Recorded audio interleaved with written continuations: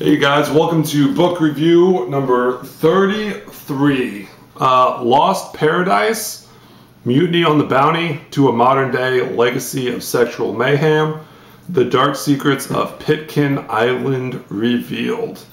It's a long subtitle name. By Kathy Marks, if you guys can see that. Well, anyway, this book, as the title would mention, is about the Pitcairn Islands. Specifically, the focus of the book is the trials of Pitcairn Island, court trials involving the sexual abuse cases that happened basically starting as far back as history will allow, considering the small size of this small population and small size of the Pitcairn Island, all the way until I think it was about 2001. Well, before I go into the details of the court trials, the sexual cases, a little bit of history about Pitcairn Island. Pitcairn Island is a British territory, the only one left in the South Pacific. And essentially the way it came into Britain's sphere of influence is William Bligh led a sailing ship in the South Pacific that there was a mutiny on, the famous Mutiny on the Bounty. But anyway, once the mutiny happened, they kicked Bligh off the ship, sent him in a little boat, and this is in, I guess, what would be modern day French Polynesia. And some of them stayed in French Polynesia, in which case they were immediately picked up. That's not important.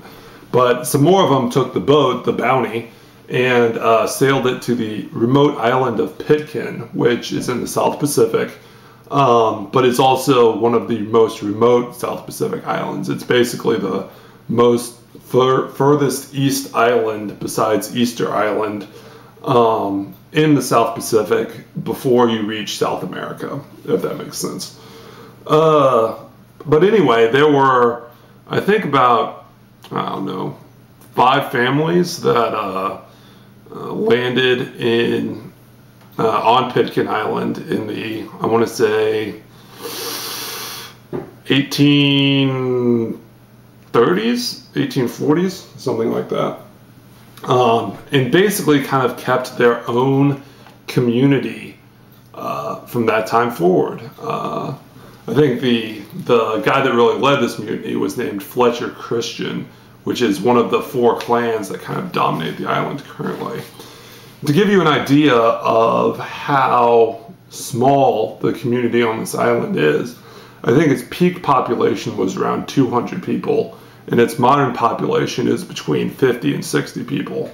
So it's actually the smallest self-governing territory by population on planet Earth. So you got remoteness and you got a small population.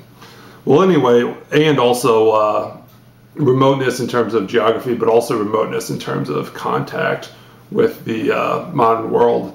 Yeah, she actually mentioned in the book that they have no modern harbor for boats to land, nor do they have an airport. So what actually has to happen is the big boats have to get close to the island, and then they have to get like little ferry boats, or not rowboats, but outboard motor boats, out to the ships to carry in and out supplies and in and out people. And actually that source of power is one of the ways that the island was controlled by the 4 various clans. Well, anyway, among these clans, there was sort of, as the book would mention, a history of sexual misconduct among minors. There was habitual, let's just call it what it is, statutory rape of underage people. Some of it concerning what would be modern day pedophilia, aka younger than teenagers, but most of it involving young girls between the age of, say, 11 and 12 and 18. A lot of them focused, some 17-year-olds, which is not great to begin with, but a lot of it focused on the very, very early pubescent women, girls on the island. 12, 13, 14, 15. And obviously this is very sick. But what really perpetuated it was the fact that it was isolated, that there was no native population, that the Fletcher clan that fled to this island was the only population, and that it was just sort of agreed to among the community that this was a social norm that was correct, even though being under British law, it was obviously a crime, not enforced for, well, they can trace it back, like I said, 30 or 40 years, but probably over the course of the history of Pitcairn Island. But anyway, the case breaks with a girl. I'll talk about some of the family clans, but I won't go into every single person. But a girl that had gone to New Zealand to go to boarding school, she actually revealed this information while in New Zealand, and it was sort of like, if you pull the thread of a sweater, the sweater becomes unwoven. In which case, like all of these crimes were eventually unearthed. And I guess the thing that struck me most was the them versus us mentality of people in the book, even among the women. You would think that the men might be protective among each other, particularly the men that perpetrated the crimes, or even some of the men that didn't but maybe felt sympathies. But some of the strongest supporters of the not the case for, but the defense, the case against the case for the defendants, so saying like this sexual misconduct stuff either didn't happen or was okay under the norms of the society, were the women, were the wives and daughters, some of whom had been molested themselves, of people within this tiny territory. And just to give you a further indication of how collusion happened on this island, some of the perpetrators include Steve Christian, who was the mayor and essentially head of government on the island, Lynn Brown, who was a 75-year-old respected elder of the island, Randy Christian, who is Steve's son and head of those boats that I was talking about that were the only means of supply for the island. And, just sort of, you can see how the collusion would happen here. I guess the other clans are the Warren clan and the Young clan, each of whom had various members that were accused. I think the Christensen clan had the greatest number of members at, 6 or 7 at least. But also every single of these 4 clans, and there were additional members of the community that weren't part of these clans, but these 4 clans, once again, the population is only like 50, 60 people. These 4 clans, these 4 families, were the longtime inhabitants of the island, were the power play of the island. I mean, you also had the Warren clan and the Young clan. I think Terry Young and Brian Young and Jay Warren. Yeah, I see all these guys. Ron Warren were all accused of sexual misconduct with minors. And we're not talking, some of it was just molesting, but a lot of it really was rape, was either consenting sex with a minor, which is terrible enough, or even unconsenting, like forced rape with a minor. It's just terrible. And one of the things Kathy Marks actually mentioned was, even though she was reporting on this book, she was essentially slandered on, not just her, but pretty much any reporter, but including her, was slandered on various websites by members of these families, or pro-Pitcairn Island people in various expatriate communities, about how ambassadors would sometimes be for or sometimes against the case of this, and that a large feeling on this island was that if these people were being convicted, the big fear was that the everyone would be kicked off, or that the ability for the island to be self-sustaining with this loss of a good chunk of their males who went to jail would be, it would essentially become unfunctioning, and that the island would have to be deserted. Other things that I kind of noticed, I guess something that she mentioned was that it was very hard for the judges and jury. Well, I guess there were no jury because the island was so small they couldn't really accommodate that. And I think in British law, you sometimes have a right to trial by jury, but it's not like in the United States. Like, the judges can determine that the judge is the one that has the power to determine sentence, and in this case, that was the case. That the judges were the ones that had the right to determine. But even like the bailiffs or like the policemen that were brought in to enforce laws on the island, because obviously the authorities felt that, police force on the island was clearly lacking. Those people were very isolated from this community, yet at the same time, it was impossible not to bump shoulders with them. I mean, if you went to the one store on the island, you were going to go meet the person that was the brother of an accused, and of course there's hard feelings kept there. Well, I don't know what else to say other than that. I mean, I guess I can talk about the way the trials went down. There was a lot of scoffing by the defendants at these cases, but because of the overwhelming evidence, and not even the evidence in one individual case, but sort of the systematic abuses that were taking place on this island, they agreed. Most were convicted.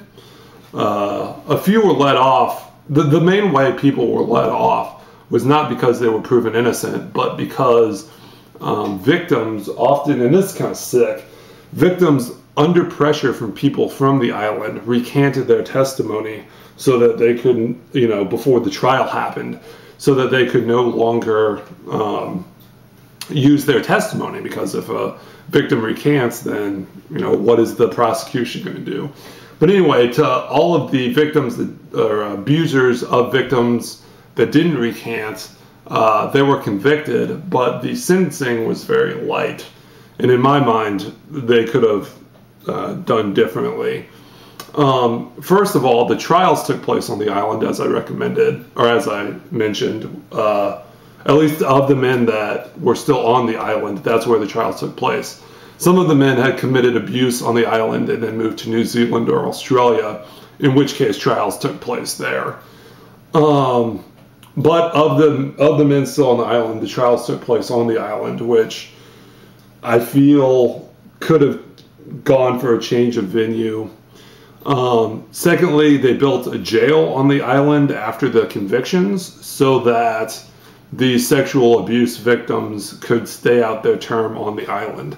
Now, there were foreign police that were guarding, by foreign, I mean like New Zealand, or even British police that were guarding these garrisons, guarding the jails. But the jails were pretty luxurious compared to the situation that I'm sure a child sex offender would be put on in New Zealand or Australia, in that they each got their own cell. As long as they were guarded by a police officer, they could perform tasks on the island.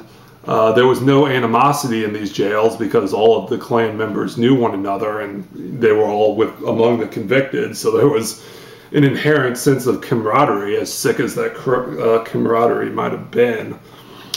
Well, yeah, I mean, it was pretty sick how the whole thing went down. Honestly, if I was convicted, if I was the jury or the judge, what I would have done is I would have, and the length of sentences was also very short. I think most of them got 1 year, maybe 2. I mean, that's a slap on the wrist. But what I would have done if I was the judge is I would have allowed them to stay in the jails on the island. I would have given them about the same prison sentence of just a couple days, of a year and a half, 6 months, something like that. But once their prison sentence was expired, I would have forced them off the island. I would have, I forget what the technical term is, but I would have made it so that they had to leave the island and that they could never come back.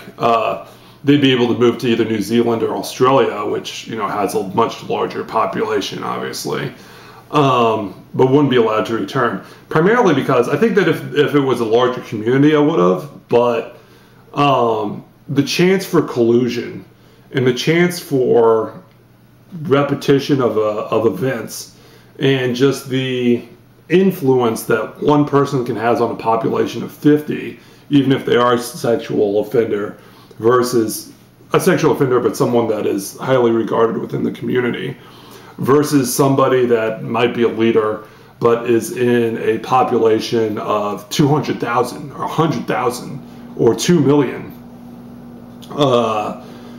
The chance, you know, that's just too much influence among a group of 50 people to have the tide stem back the other way, to tip the scales of justice in your favor through enforcement or whatever. And of course this would have done exactly what all the people on the island said would have done, which is depopulate their island to some degree. It was only, I think, a total of like 12 males, like 8 of them that still resided on the island that ever got convicted. Or even less than that. I think it might have been like 10 and maybe like 5 or 6 on the island that got convicted.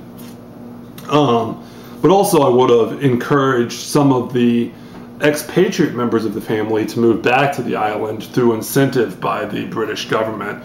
You know, the British government, this is a British territory, the British government, small British territory, the British government sends like a few $1 million a year in relief funds to these people. And you can't say that some of that might be enticing to members of the Young family, members of the Christensen family, or even other people to move to this island as an incentive. You know, it's just kind of, if you're dumping money in somewhere, then people will follow, and you don't need to keep the scum. I mean, I think I can go there. I think I can go there. That you know, previously resided in this place. Well, anyway, Kathy, that's kind of how the book ends, with all these trials and convictions, and she kind of wraps up what is the future of the island going to be. Now, in terms of travel books, I should mention that this really wasn't that much of a travel memoir, and sickly enough, even though it covered events more than places, the places, because it's such a small island, the places that are associated with the events, either various rapes or, like I said, the Docklands, or there's this one household controlled by the Christensen family that is viewed sort of almost as like an informal community center that everyone gathers around and was part of the pro-defense crowd. You get kind of a picture of what goes on the island. I mean, let's see, you got a picture here? Kind of see, you got a map right there, You know, they have places like the Hollow Flatlands and the Landing and the Lodge. The Lodge was the Christensen household that I was talking about, or Paul's Pool, the Edge, the Square. You know, all these places were mentioned in the book sort of informally as reference points to either what went on in the trial or what went on during the sexual misconduct itself. But anyway, yeah, it's just kind of, it does mention that it's, you know, Pacific Island life, and that's actually one of the defenses of the people, in that the mores of the norms and mores and just culture of the Pacific peoples is much more liberal, and well, I guess liberal would be the word you use, in terms of sexual conduct than the West is. This, of course, being debunked by the fact that aside from a few minor marriages into by Tahitian women that were taken from French Polynesia when the Fletcher clan took over the bounty on the Mutiny and took them to Pitcairn Island. That essentially there was no native population there. These people are all, for the most part, Westerners. Well, if not Westerners, they're, you know, ethnically European that were only very subtly affected by Polynesian culture. And even Polynesian culture, it's debatable the extent of sexual mores. I mean, you know, girls may have sex at a younger age, but what was clearly going on in the Pitcairn Islands was a case of abuse. That being said, I've been pretty hard on the Pitcairn Islands, but I do hope that that it turns out for the better for them. Just because, you know, the Mutiny on the Bounty is a unique historical circumstance. You know, it is kind of got that. Both the actual image to a degree and the image promoted by people on the island, which they actually recommend, or they actually mention in terms of, you know, cruise boats come by and they sell brochures to these people and they take them around the island. Or not brochures, but like native crafts, hand carvings, stuff like that. Is the idea of committing a mutiny and sailing away to some foreign island, I guess being very anti-authoritarian. And that's an appealing image. But I think ultimately to repair that image, the sexual misconduct cases have to be dealt with in a way that removes that cultural strand from the society. But I do wish the best for them. Yeah, this book's pretty hard on the people too. I think deservingly so. I guess I'll just read Kathy Marks. Kathy Marks is an Asian Pacific correspondent for the London-based independent newspaper. She's a reporter, feature writer, and columnist with more than 20 years of experience. This is her first book. She currently resides in Sydney, Australia. So anyway, one last time. Lost Paradise, Mutiny on the Bounty, a mutiny on the bounty to a modern legacy of sexual mayhem. The Dark Secrets of Pitcairn Island Revealed by Kathy Marks. Recommended, not a huge travel book, but you get kind of like an image and also sort of, you know, intrigue, not in the right way, in the wrong way, but intrigue, small island life, almost like, it's almost like a, what was that book that Truman Capote wrote? In Cold Blood. It's almost like the, you know, small town trial intrigue of a town in the Midwest, except this town in the Midwest is an island in the middle of the Pacific, one of the most isolated places on Earth, and it had to do with sexual misconduct instead of murder. But anyway, Lost Paradise by Kathy Marks. Alright, you guys, look for book review. This is 33, look for book review 34. I'll see you later.